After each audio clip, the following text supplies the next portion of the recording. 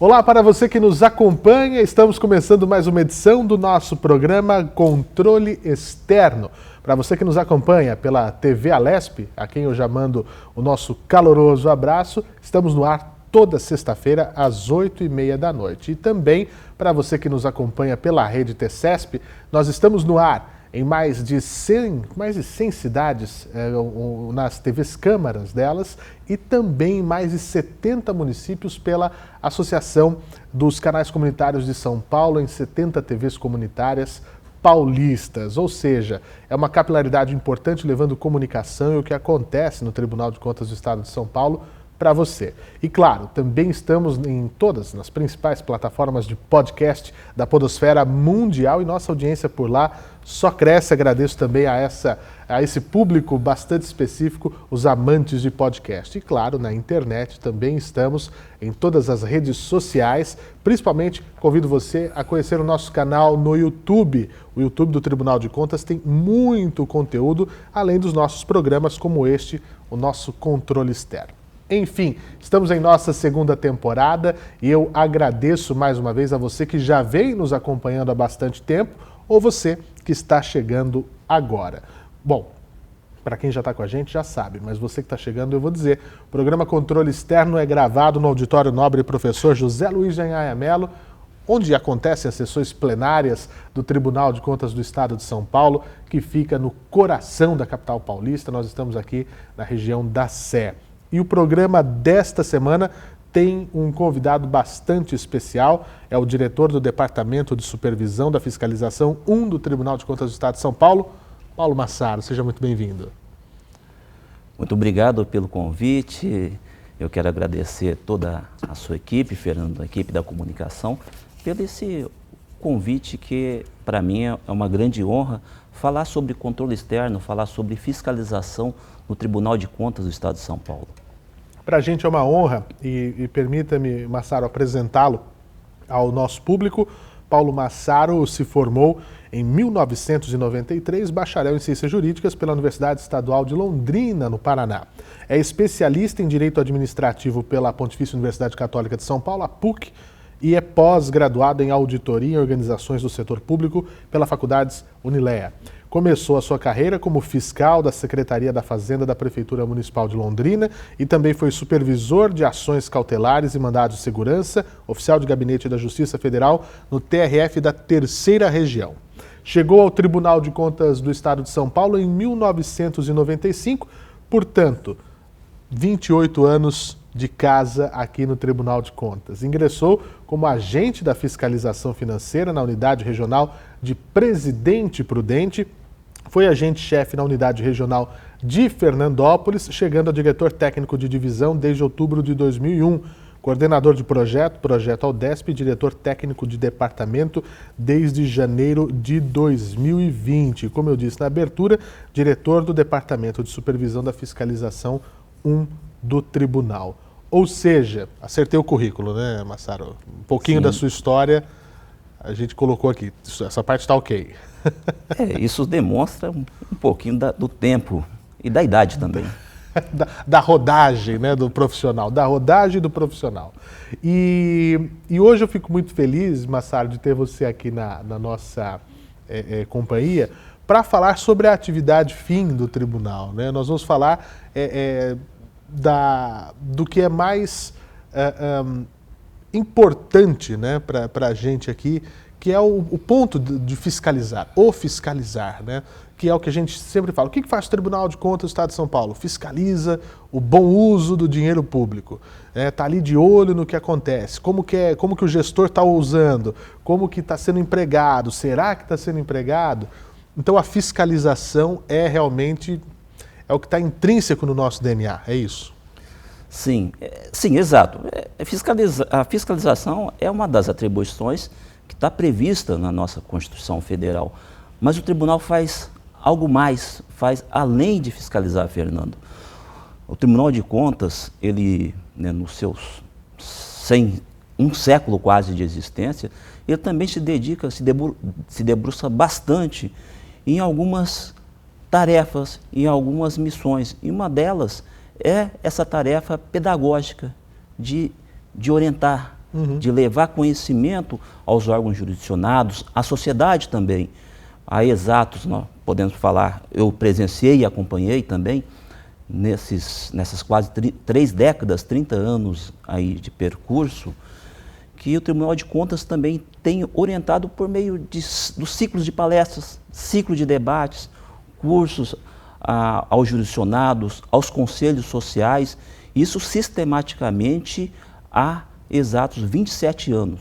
Nós iniciamos agora recentemente mais uma rodada do ciclo de debates voltado, e cada ano é voltado àqueles temas que nós entendemos como essenciais, aqueles onde a administração pública tem que melhorar, tem que aperfeiçoar.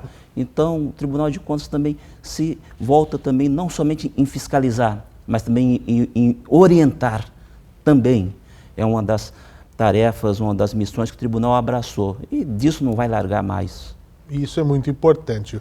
O Paulo Massaro estava falando sobre o ciclo de debates. Eu tive a chance e a felicidade de acompanhar em 2022, estou tendo a chance novamente em 2023, e é muito gostoso ver o interesse, né, dos gestores, prefeitos, vereadores, e levando suas equipes, né, das áreas que são correlatas aos temas, né? Por exemplo, neste ano, nós estamos com um foco bastante interessante na nova lei de licitações, que agora em abril começa nessa questão, algumas outras questões de prazo que estão sendo vistas, né, Massaro? Mas a nova lei de licitações era uma coisa que muitos gestores estavam apreensivos de como vai ser, como é que funciona, até porque a velha 8666 nem é tão velha, ela é de 93, né, uma lei que tem 30 anos, mas já há essa mudança, questões relativas ao terceiro setor, porque é uma realidade na gestão pública brasileira, né, de você ter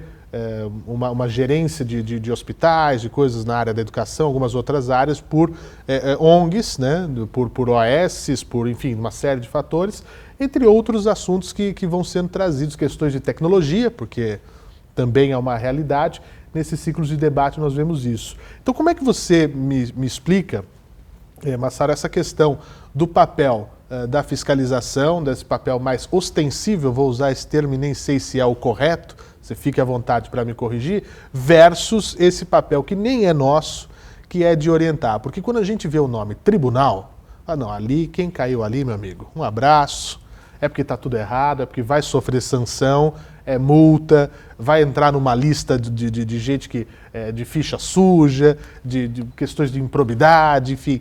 Mas não, nós não queremos aqui colocar uma forca e pendurar, né, os gestores. Como é que fica essa questão?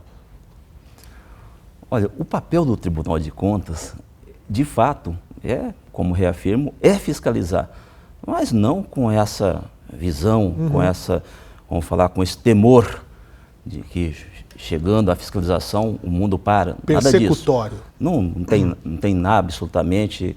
Isso é feito de forma respeitosa, dentro da legalidade, dentro dos limites que a própria legislação impõe. Mas, voltando, né, sobre as questões de orientação, o Tribunal de Contas do Estado de São Paulo, desde a década de 90, tem marcado a sua presença no papel de orientação. Eu permito aqui, se a minha memória não falhar e não me trair, nós podemos seguramente tratar, né, nós enfrentamos situações de forma proativa no campo da orientação, no campo respondendo consultas, desde um dos primeiros limites que a lei impôs ali sobre despesa de pessoal, na lei Camata 1, lei Camata 2, isso antes da década de 90. E podemos progredir um pouquinho mais, vamos mais adiante. No final da década de 90, em 1997, o Tribunal de Contas, de forma de protagonista, de forma ali bastante a tempo, bastante contemporânea, atuou também na lei do Fundef. Hoje é Fundeb, mas antes era a lei que criou em 1997 o Fundo de Educação e Desenvolvimento do Ensino Fundamental, que veio a evoluir para o Fundeb 1 e Fundeb 2. Nós instauramos procedimentos de orientações, inclusive, mesmo naquela época, editando manuais para os jurisdicionados sobre como fiscalizar, aliás, como aplicar o recurso, na verdade, e fiscalizar um segundo passo, mas sempre, primeiramente, na orientação. Foi assim na lei do Fundef, foi assim na lei do Fundeb, Fundeb 1, Fundeb na renovação depois de 10 anos do Fundeb, no Fundeb 2 também, que ampliou do ensino fundamental para educação básica, pegando o ensino médio também. E vamos passar um pouquinho mais adiante, no ano de 2000. O ano de 2000 foi marcado por uma lei chamada Lei de Responsabilidade Fiscal, LRF, a Lei 101 de 2000, que o tribunal também, de forma, protagonizou também uma ação de orientação antes mesmo da lei entrar em vigência, antes da lei. A lei entrou em vigência, foi publicada em 4 de maio de 2000 e entrou em vigência a partir do dia 5 de maio, mas em março de 2000, já naquela presidência, já fazíamos um primeiro ciclo de debates lá na região de Fernandópolis, orientando os órgãos e lançando um manual, ainda numa versão do anteprojeto, sobre a Lei de Responsabilidade Fiscal. Só queria abrir um parênteses aqui, que essa, para os tribunais de contas, foi uma das leis que fortaleceram a atuação do Tribunal de Contas. Com certeza. Uma atuação assim, sob caráter não só de acompanhar limites e condições fiscais, porque qual que era o cenário antes de 2000, para entender? Uma lei não aparece do nada, uma lei aparece por algum motivo, não é porque alguém sentou, vamos legislar, vamos elaborar uma lei e colocar um projeto por uma mera ação, uma mera vontade, uma discricionalidade do legislador, não. O Estado, né, a administração pública necessitava de limites. Sempre se falava em endividamento sem limites.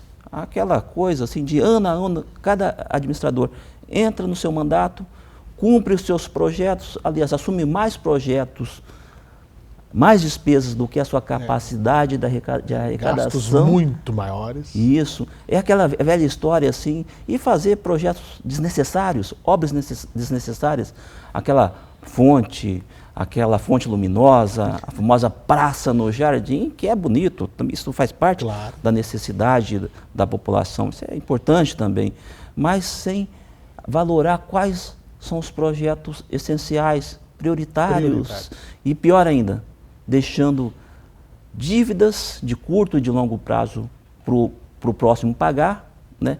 E se fosse da oposição, se ganhasse, aí a dívida era maior ainda, ou elevando despesas de pessoal, dando reajustes ali, né, com um top meramente eleitoreiro, ou para prejudicar o próximo sucessor, se também for da oposição. Agora se vire então, o limite pagar. de toda a ordem, que a lei de responsabilidade impôs, limite de endividamento, de dívida de longo prazo, despesas com o pessoal e, principalmente, o famoso pressupostos básicos, pilares, que é planejamento, controle e transparência. A lei de responsabilidade ela teve um caráter marcante nos tribunais de contas, além de impor uma ação concomitante de alertar cada administrador que está nos limites, no limite de alerta, no limite prudencial, que não ultrapassou o limite legal, e o limite legal. Então, os tribunais de contas passaram a ter uma atuação de prevenção, de orientação, de expedição de alertas antes mesmo que o limite fosse extrapolado. A lei estabeleceu esses limites, essas condições e colocou como pressuposto básico planejamento, controle e transparência. E para assegurar controle e transparência, os tribunais de contas tiveram um papel decisivo. Isso já faz 23 anos. Pois é, e veja, ao longo dos seus quase 30 anos aqui,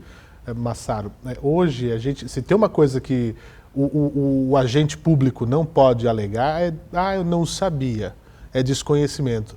A tecnologia, a evolução, como é que você vê ao longo desses anos que você está no tribunal, né? Ajudou muito e hoje não tem onde se esconder, não tem como esconder um dado. Antes, parecia que você podia fazer o que quisesse, maquiar, sumir com documentos, etc. Hoje você tem um input digital, né, de muitas das coisas, você tem o calendário a cumprir, é avisado, tem que mandar, tem que... Hoje não tem onde se esconder, hoje é uma facilidade isso? Ah, sim, perfeitamente. E vamos caminhar um pouquinho mais. Nesse contexto de atuação do tribunal, precisamente no ano de 2004, entre 2008, o Tribunal de Contas lançou um projeto que, à época, bastante arrojado, um projeto estruturante no Tribunal de Contas, que era chamado Sistema de Informações de Órgãos Públicos, que veio a ser batizado de Projeto Aldesp. É melhor falar auditoria eletrônica de órgãos públicos do que sistema de informação de órgãos públicos. Mas o tribunal priorizou esses projetos, que hoje é o sistema Aldesp, que entrou em vigor a partir de 2008. E naquela época já se era pensado em atendimento da transparência. Tudo foi criado, estruturado, padronizar informações de 2.100 órgãos. Não existia nenhum padrão de informação para que assegurasse, além de ter uma qualidade e integridade de informações, para assegurar que essas informações também fossem divulgadas em benefício da transparência. E a transparência ela existiu ali, ela existe, na verdade, foi reforçada para a Lei de Responsabilidade Fiscal, em 2000, com algumas alterações posteriores, mas foi reforçada com a Lei de Acesso à Informação em 2011. É verdade. E toda essa ação do tribunal que se preparou desde 2004, né, quando lançou o sistema Aldesp em 2008, o Tribunal de Contas criou condições estruturantes para que fosse assegurada a transparência, não só a fiscal, mas como o amplo acesso às informações, que foi decorrente da Lei de Acesso à Informação, em 2011.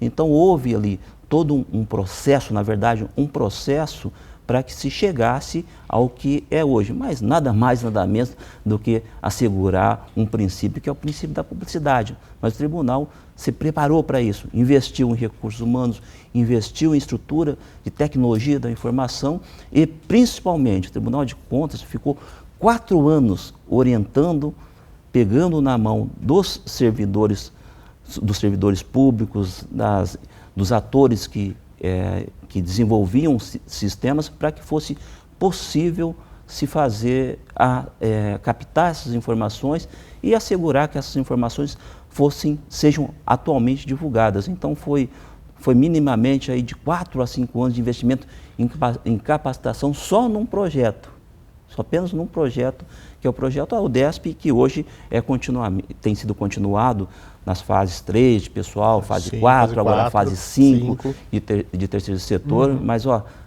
estamos aí há quase 2 décadas investindo em informação, em padronização, em qualidade e capacitação. Para cada fase desta de projeto, demanda um período anterior de no mínimo de 1 a 2 anos de capacitação. Sim. Então não é somente fiscalizar, antes de tudo, é orientar. Sem dúvida. E aqui, essa área de tecnologia da informação, nós já recebemos aqui o Fábio Xavier, já recebemos aqui o Ricardo Vaz, e vamos receber outras pessoas, tudo feito aqui dentro, né? Os nossos profissionais, né, com uma capacidade, com altamente capacitados, fazendo cursos, aprendendo, etc. Isso é muito importante. Eu queria um parênteses também, abrir aqui, nós vamos falar de políticas públicas daqui a pouquinho também, que eu acho importante explicar para as pessoas o que é, né? Mas você disse aqui de 2.100, né, 2.100 órgãos que eram fiscalizados. Hoje acho que eu queria falar do nosso universo fiscalizado, que as pessoas às vezes também não imaginam, porque São Paulo é um país. Sim. Sim. São Paulo é uma estrutura muito forte. Nós temos, o Tribunal de Contas do Estado de São Paulo não tem no seu universo fiscalizado a capital. A capital tem o seu Tribunal de Contas próprio, na região do Ibirapuera, o Tribunal de Contas do município. Mas nós temos 644 municípios, ou seja, 644 prefeituras, 644 câmaras, nós temos as autarquias, nós temos as fundações, nós temos etc, do Estado, né? Nós Exato. temos as contas do governador, nós temos...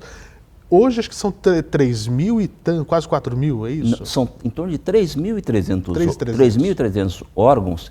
Isso tudo resulta num volume de recursos acompanhados, controlados, em torno de 400 bilhões de reais. 400 bilhões de reais.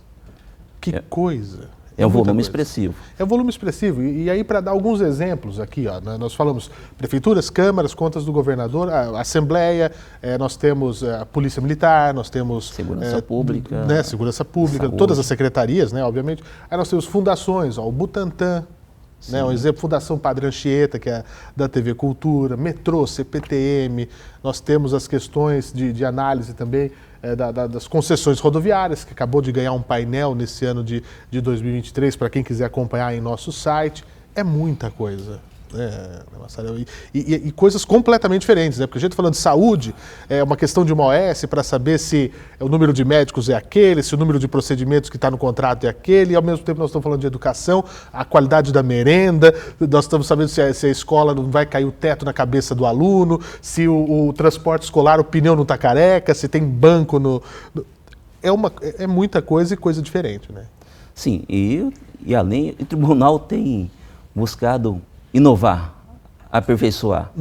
O Tribunal de Contas, por meio das suas presidências, isso de forma unânime, né, o seu colegiado, ele tem sempre buscado aprimorar, né, buscado sempre colocar uma meta desafiadora, não naquela base da conformidade, da mesmice, mas sempre aperfeiçoar.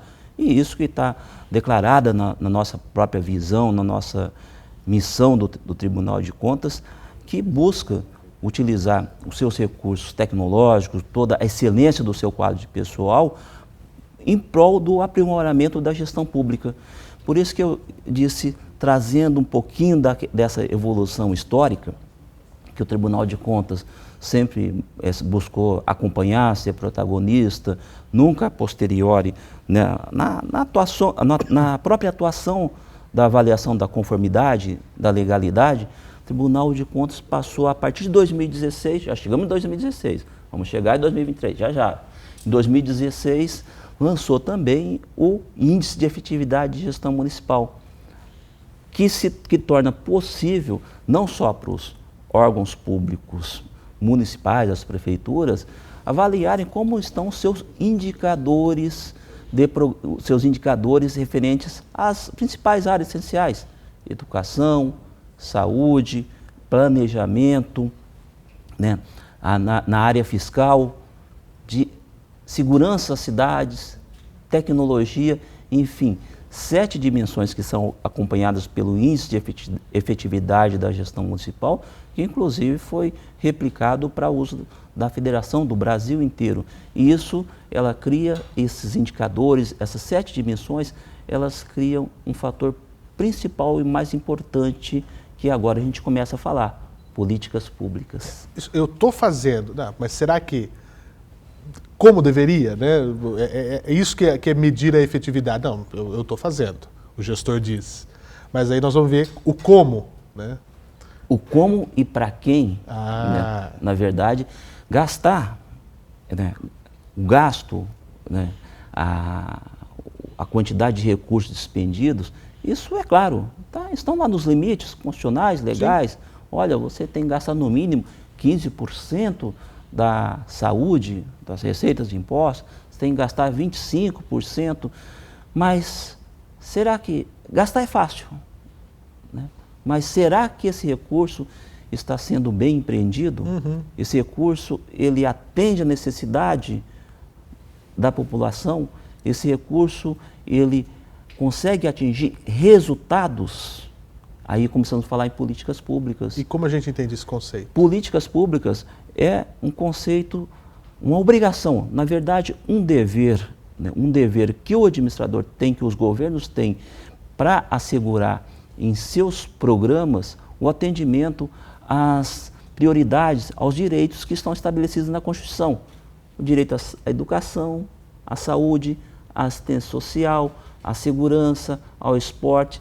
se a gente verificar na Constituição, todas essas funções ou necessidades ou direitos e garantias até fundamentais, direitos sociais da população, elas estão descritas. Então, os programas, eles têm que ser, os programas, as ações dos governos têm que ser voltados a políticas públicas para atender essas necessidades da sociedade, para garantir nada mais do que o bem-estar social.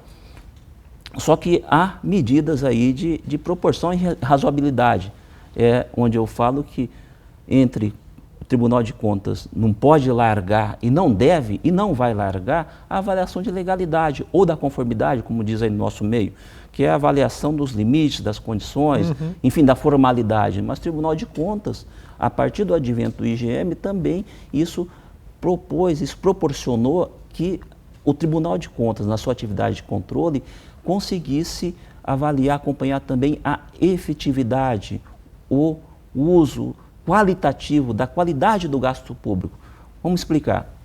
Por exemplo, o gasto em uma ponte. Está previsto, foi previsto no planejamento, um gasto em uma ponte. Mas essa ponte, ela tem que ter uma finalidade, um resultado. Essa ponte é o quê? É para facilitar o tráfego, a mobilidade de transporte rodoviário, interestadual ou municipal, ou é para escoar a produção, ou é para ligar ali a mobilidade de pedestres. Essa ponte foi gasta, o recurso foi gasto, o recurso foi despendido, mas atingiu esse resultado? Realmente melhorou a fluidez, a qualidade de vida, de mobilidade? Então são questões, respostas que devem ser, questões que devem ser respondidas quando se avalia. O dinheiro foi gasto, atingiu a meta, dentro do prazo, foi eficiente, foi econômico, dentro dos padrões de valores, de economicidade, mas atingiu a efetividade, proporcionou um bem-estar social, assim como é também uma escola. Uma escola, ela tem que ser construída em função de um diagnóstico. Aquela cidade precisava de uma escola para a creche, para a escola, para o ensino fundamental ou para o ensino médio. Qual que era o déficit? Qual que era o diagnóstico? Essa escola construída, ela atendeu, diminuiu essa deficiência, essa carência de vagas na oferta de creches e pré-escolas? Está alinhada com o Plano Nacional de Educação, enfim, com base num diagnóstico. Essa escola foi criada, ela foi construída para resolver um problema? Resolveu o problema? Sim ou não? Às vezes a escola ela é construída, porém não é numa área que a população necessitava. Ou seja, a escolha do administrador foi mal feita. Quando se fala que o administrador ele deve fazer, no grau de discricionalidade que ele tem de escolha, ele tem que fazer a melhor escolha. Então não é qualquer escolha que satisfaz o interesse público. Muitas vezes essa escola ela foi construída numa região que não necessitava, ou foi feita para um público-alvo que não era a carência do pessoal. Então isso é política pública. Nós temos que avaliar os tribunais de contas, de modo geral, e o nosso, ela avalia não só a questão da conformidade, da legalidade, mas também da efetividade, se isso veio a resolver um problema ou minimizar o problema da sociedade, da população. Mas isso com base em diagnóstico. Por isso que é importante planejar. Na fase de planejar, ela ser antecedida de diagnóstico, audiências públicas, para ouvir as necessidades e, para atender essa necessidade, entra o fator de capacidade. É onde há a ponderação entre o que se arrecada e o que vai gastar, e esse gasto ele tem que ser voltado à solução ou à diminuição de um problema. Isso é onde a gente consegue contextualizar a questão entre conformidade, legalidade e efetividade, onde a gente consegue ponderar entre capacidade e necessidade. Não se pode gastar menos que o mínimo, mas também não pode se gastar mais do que o estritamente necessário para satisfazer aquela necessidade social. Vamos fazer uma ponte com corrimão de aço cromado, de inox. Tem que ser uma ponte que, dentro dos padrões de qualidade, de qualidade, que seja funcional. É a mesma coisa, Eu vejo assim, indo para a culinária, por exemplo, né? Vejo aí que uma pessoa que é amante de uma boa dieta, né? Não é o meu caso, né? Nem o meu. Mas se for amante de uma boa dieta, vamos comer bem, né? Comer bem, então vamos com base ali na dieta da salada e da proteína, né? Tudo bem, vamos comer bastante, se a gente comer só, né, um excesso de alface, enfim, um excesso de salada, isso obviamente não vai fazer bem. Ou, se eu quiser, eu gosto de salada, mas eu vou comprar aspargo, né, comprar aspargo, algo que é bem caro. Então o administrador tem que fazer uma escolha que ele gaste bem, razoavelmente, o recurso, mas também satisfaça a necessidade, satisfaça a fome, não é nem lá em cima, mas também nem lá embaixo. O uso do dinheiro público, ele tem que ser bem gasto, ponderado e atingir resultados. É para isso que o Tribunal de Contas, nesses últimos anos, tem dedicado uma boa parcela para o acompanhamento da efetividade das políticas públicas. Nossos modelos de fiscalização estão voltados para uma classificação de prefeituras, de órgãos, baseada em riscos. Prefeituras que estão ali, né, classificadas em um grau de risco, elas vão ser avaliadas num grau maior de seletividade, de avaliação das suas políticas públicas. É nesse grau de aprimoramento que o Tribunal de Contas tem investido bastante no seu pessoal, na sua tecnologia e principalmente para devolver os tributos que a sociedade arrecada, do qual é descontado da sociedade, para o seu bem-estar. Essa é a nossa obrigação, essa é a nossa prestação de contas. Muito bom.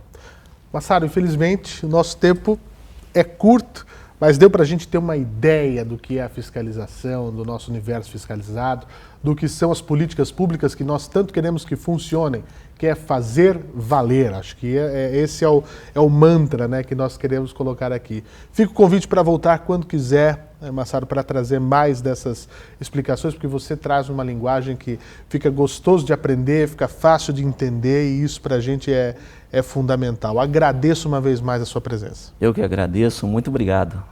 Muito bem, e a gente fica por aqui. O nosso programa volta na próxima semana. Obrigado pelo carinho da sua audiência. Mais informações sobre o Tribunal? Visite o nosso site tce.sp.gov.br e siga-nos nas redes sociais. Até!